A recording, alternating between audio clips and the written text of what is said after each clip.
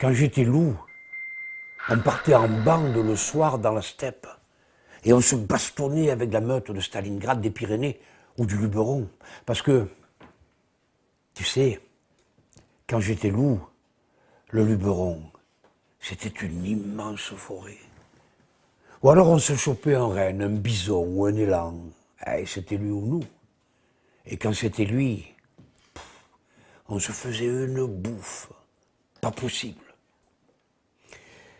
Maintenant, j'avale mon canigou sans rien dire, en m'écorchant la truffe sur vos saloperies de boîtes de conserve.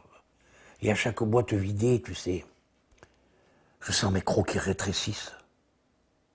Quand j'étais loup, je te parle de ça il y a longtemps, on zonait des semaines et des semaines sur des toundras tellement immenses qu'on appelait ça des continents. Ouais. J'aimais bien le vent, la pluie, la neige. Et au-dessus de moi, c'était un ciel de préhistoire, avec plein d'étoiles filantes. Tu as déjà fait la course avec les étoiles filantes, toi, Marcel? Maintenant, je perds mon poil sur un bout de serpillère et au-dessus de moi, il n'y a que l'ombre du comptoir de ton bistrot. Une fois, j'ai cru voir une étoile filante. J'ai foncé et je me suis écrasé la truffe. Tu sais, Marcel, c'est pas grand sur le comptoir d'un bistrot. Pourtant, au début, rien à dire, avec cette drôle de bête un peu pelée, là, qui marche debout. On chassait ensemble, on se partageait le mammouth, 50-50. Ça, c'était un bon plan. C'est quand il a inventé le feu que je m'aurais dû me méfier. Je suis devenu frileux. Après, il a inventé la caverne. Et je suis devenu gardien.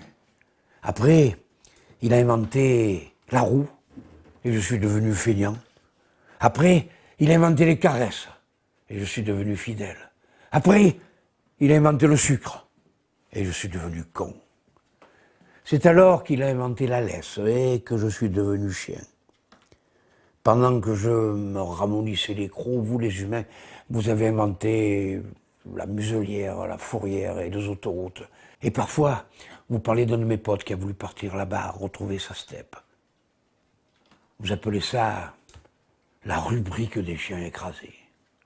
Pourtant, nom de chien, qu'est-ce qu'on a pu vous flanquer la trouille autant des grands espaces. Parfois, avec les copains, on se disait, on va leur faire la sérénade. Et on venait hurler comme des bêtes sous les fenêtres de vos cavernes. Et vous seriez tellement fort les dents qu'on les entendait grincer depuis le bas de la falaise. Maintenant, vous m'avez donné un nom, alors que je vous avais rien demandé. Vos mômes me tirent les oreilles, et toi, Marcel, quand tu lances un bout de bois devant moi, je cours comme un malade. Et au lieu d'en profiter pour me tirer droit devant moi, comme un con de chien, le bout de bois, je te le ramène. Vous m'avez même appris à faire le beau. Et j'ai marché. Maintenant, je fais où on me dit de faire, je mords où on me dit de mordre, et je crèverai où on me dira de crever. Oh, je sais, c'est de ma faute. J'aurais bien dû me douter qu'une bête qui ne marche que sur ses deux pattes ne pouvait pas être bien honnête. Mais voilà, on ne peut pas à la fois réfléchir et courir après les étoiles filantes.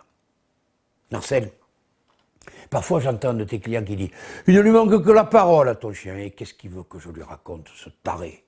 Le tiercé, la peur dans le métro, le match France-Irlande, ou bien y aura-t-il la guerre? Non. Non, je pourrais vous parler de quand j'étais loup, mais vous les humains, vous ne comprendriez pas. Et puis moi qui suis chien, je vais vous dire pourquoi je ne parle jamais. Je ne parle jamais, mais parce qu'il ne me reste plus que ça pour vous ressembler complètement. Et ça, Marcel, tu vois, je ne le veux pas. Oh non, jamais.